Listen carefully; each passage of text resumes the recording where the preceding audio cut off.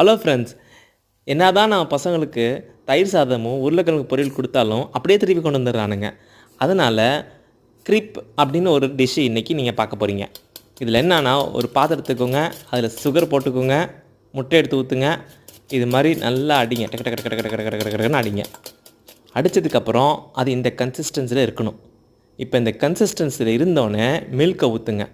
Milk ஒரு class ஊற்றினா போதும், உங்களுக்கு தேவையான அளவு ஊற்றிக்கோங்க. திருப்பி கிடக்குன்னு அடிங்க பாருங்கள்.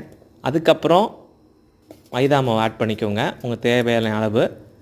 கடைசியாக தண்ணினா ஊற்றி இந்த கன்சிஸ்டன்சி கொண்டு வந்துடுங்க.